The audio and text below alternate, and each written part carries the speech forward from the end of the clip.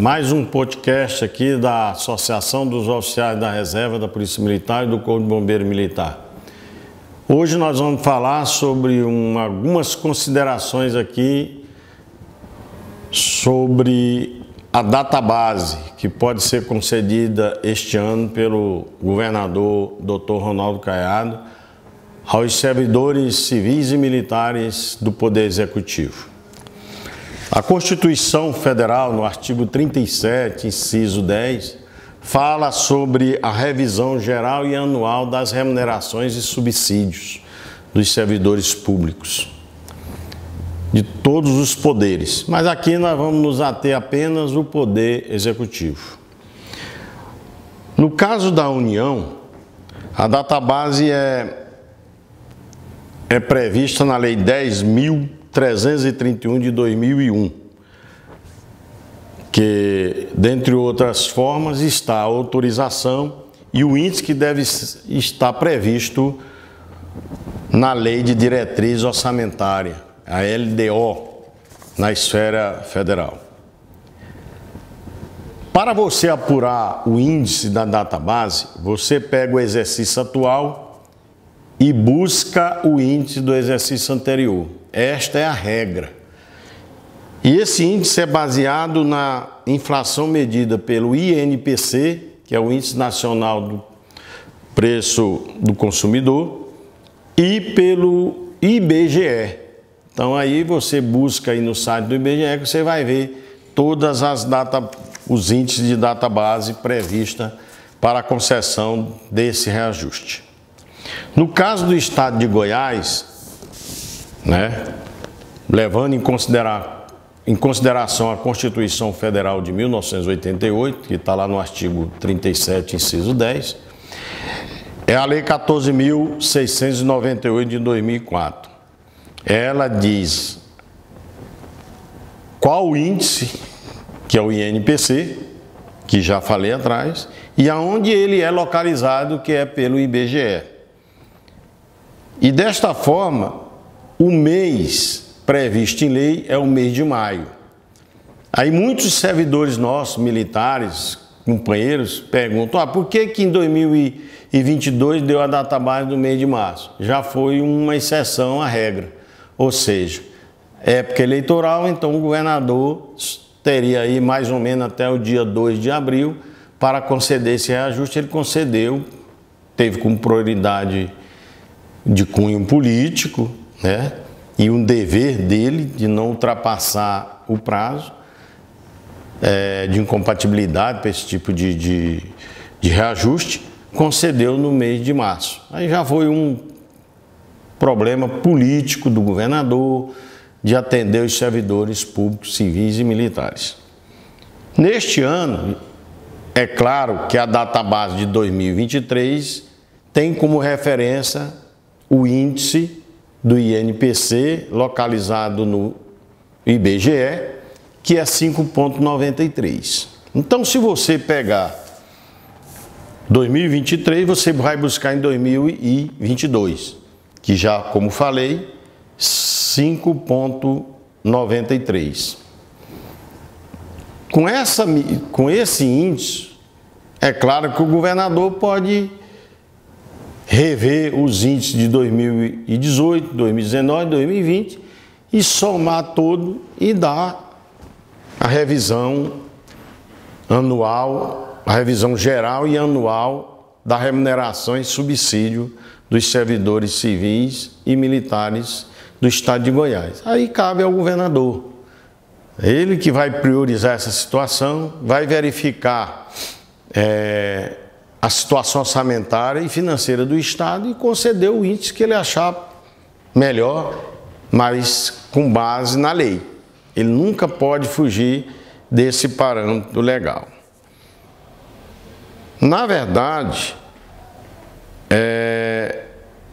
nós estamos em atraso com a database de 2018, que vai ser apurado com o índice de 2017, 2019, que vai ser apurado com o índice de 2018, 2021, que vai ser apurado com a database de 2020. Ou seja, Esse é o parâmetro que nós temos para a concessão da database. Então, os nossos companheiros da Polícia Militar têm que prestar atenção na vontade política do governador. Então, lá para o dia 20, dia 10 de abril, daqui para lá, a qualquer momento, ele deve anunciar isso aí. Vai depender, volto a repetir, do governador do estado, dentro das suas condições orçamentárias e financeiras. Agora, o que eu estou aqui a questionar, e já apresentei esse projeto ao governador do estado, antes do período eleitoral de 2022, inclusive fui recebido pelo secretário da administração, onde nós discutimos 2 pontos. O problema da substituição da promoção imediata, que havia sido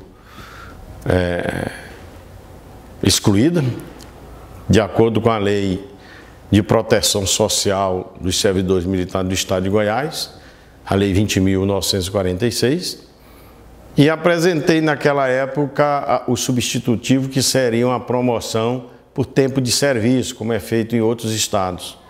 Então, o militar da ativa, quando aguardasse um período aí de ir para a reserva, ou seja, de 1 ano, poderia ser promovido na ativa e aguardar a sua transferência para a reserva remunerada. Com o fim da promoção imediata, que eu não considero um fim, porque ela ainda está em vigência na Constituição do Estado, no artigo 100, parágrafo 12 e 13. Então, eu não considero que ela acabou. O que está faltando aí é a interpretação jurídica, dentro de uma lógica da razoabilidade, da segurança jurídica e de outros princípios, e que proteja o interessado, ou seja, o militar da ativa.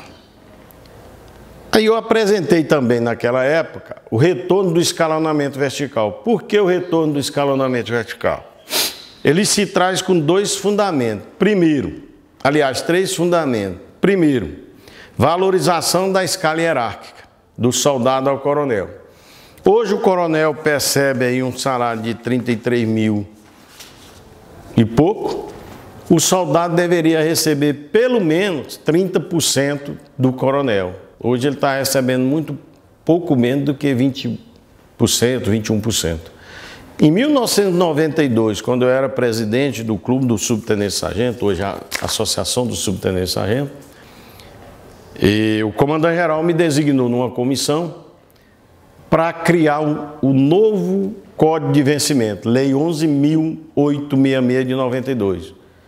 Então, comandante-geral, coronel Joneval Gomes de Carvalho. E ali participou o coronel Silveira e outros oficiais renomados, coronel Valdivino Cardoso, coronel Zani. E ali nasceu uma das melhores leis vencimentais do mundo, em termos militares. Não querendo desfazer da Lei 8.225, do Decreto-Lei 25 e outras leis esparsas aí na vida, na carreira policial militar. Por que eu defendo hoje o escalonamento vertical? Porque ele foi extinto em 2001. Foi o maior erro que nós fizemos em ter acabado com o escalonamento vertical. Teve seus motivos? Teve, mas não foi um erro. Quando em 2006 nós criamos o regime de subsídio que está previsto na Constituição e está previsto na Constituição Federal e na Constituição Estadual, logo que terminasse a conclusão do pagamento da tabela idealizada pelo governo e pelos comandantes gerais na época, voltaria a ser o escalonamento vertical.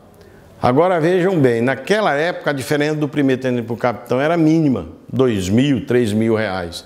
Hoje é de 7.000. A cada vez que você dá uma database de forma linear ou de forma literal, de baixo para cima, simplesmente vai distanciar o primeiro tenente para o capitão que é vinculado ao delegado até o coronel de 33 mil, vão subir. Do soldado ao primeiro tenente, vai subir também, mas com pouca vantagem. Com o escalonamento vertical, colocando aí de acordo com discutir com o secretário da administração na época, 35% de 33 mil vai para 9 mil, quase 10 mil reais.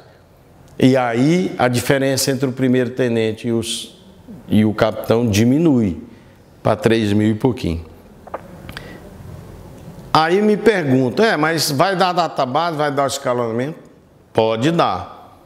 Inclusive, se der o escalonamento, nós chamamos como, entre aspas, adequação salarial. Aí o governador pode prestigiar apenas os militares por causa da hierarquia e disciplina e por causa da estrutura vencimental desses militares. Então é fácil fazer isso. Já fizemos isso umas 3 vezes aí e deu certo. Ninguém está aqui querendo ter salário diferenciado, salário apenas privilegiando os militares. Nós estamos tentando corrigir esses erros, esses equívocos que foi construído justamente quando nós evoluímos a estrutura vencimental nossa. Então quero aqui deixar um apelo ao senhor governador, aos comandantes gerais, aos secretários de segurança pública, que faça um estudo de Estado-Maior e apresente ao governador essa proposta. Porque o que aconteceu em 2022? O governador deu 10,16, mas aí veio o problema da estrutura da nova Previdência. Aí aqueles que eram isentos da Previdência, que tinha um universo de quase 7 mil policiais militares e pensionistas, passaram a pagar. Então deu 10,16 e tirou 10,5. Alguém alertou o governador na hora lá disso aí? Não sei. Essa é a pergunta. Em todas as reuniões que eu participei técnica do comando, durante 14 anos, eu sempre alertava para o benefício e para aquilo que dava um efeito contrário ao benefício. Então, se tivesse me chamado, eu tinha alertado isso aqui. Não, então vamos preservar o direito adquirido, vamos preservar a lei mais benéfica para esse que já estava isento. Inclusive agora o Supremo Tribunal já se manifestou pela volta do teto e do dobro do teto da Previdência. Olha aí o gargalho que está aí. Vamos ganhar? Não sei, vai depender da interpretação do Poder Judiciário, né? O governador poderia mandar uma lei e voltar tudo o que era antes? Poderia, só que aí vai perder receita, aí a coisa fica feia. Hoje, segundo informações, o déficit da Previdência continua, 50 milhões, 40 milhões, 60 milhões, esse mês eu não sei qual o déficit dele. Quem souber pode entrar aí no nosso podcast e questionar isso aí e falar com maior propriedade, porque a gente não tem acesso a esse tipo de dado, a não ser quando é divulgado pela imprensa ou por algum pronunciamento do governo, do setor técnico. Então tá aí as minhas considerações. Eu espero que o governador chame os comandantes gerais e o secretário para analisar o retorno do escalonamento vertical como uma salvação para o soldado a primeiro-tenente. Quanto aos demais, vão ter aumento normalmente. E aí chama-se para uma negociação. Não posso dar tudo agora, que eu tenho que dar database mais o escalonamento vertical. Então, parcela, faz igual fizemos em 2016. Quando chegou em 2012, não se deu conta de pagar. 2010, 2010, negociou novamente, reparcelou novamente. E hoje nós estamos com um salário aí, não podemos falar o melhor, mas digno. Com exceção, retorno novamente a defender a tese do soldado ao primeiro-tenente. Essa parcela nós temos que lutar. E eu, como um técnico, como um lutador que sempre fui, sempre estou atento a esse tipo de situação. Infelizmente, não participo das reuniões com as entidades de classe, por questões não sei qual, né? Mas também não faço muita, né, esse apelo de estar junto, porque eu chego lá, eu falo a parte técnica, onde está o bem e onde está o mal. E aí cada um vai fazer o julgamento o juízo de valor que quiser fazer. Então está aqui as minhas considerações e eu espero que o senhor secretário, os senhores comandantes gerais fiquem atentos sobre isso e vou alertar o governo novamente como parceiro político dele, parceiro de Iris Rezende, que nos convocou para apoiar o Caiado para Senado e para governador e depois para a reeleição, como parceiro, como companheiro. Viu? Não tem nada de puxação de saco, não tem nada de defender A ou B. Se nós já defendemos e elegemos, agora tem que continuar defendendo por uma boa gestão, que ele faça uma excelente gestão e que olhe realmente para os militares goianos, não só pelo abraço, pelo carinho, mas também pelo olhar os seus direitos. Já perdemos muitos, principalmente para as pensionistas e para aqueles que são reformados, recebem proporcional. E que os direitos dessas pessoas sejam realmente olhados com maior prioridade. O problema na gestão pública é o fator prioridade. A Polícia Militar, o Corpo de Bombeiro Militar, seus servidores ativos, inativos e pensionistas têm que ser olhados com prioridade número 1 para o Estado. Porque aí é que está a força do poder do Estado, está na força policial, militar e na força da segurança pública em geral, de todos os segmentos. Mas aqui eu me atenho mesmo só apenas aos militares e seus integrantes, tá bom? Da Polícia Militar e do Corpo de Bombeiro Militar, ativo, inativo e pensionista. Um grande abraço, espero estar no podcast aí discutindo, orientando e defendendo esse projeto. Mais uma vez, defendi no passado e agora estou defendendo novamente. Até o próximo podcast. Muito obrigado, Coronel Carneiro, à disposição.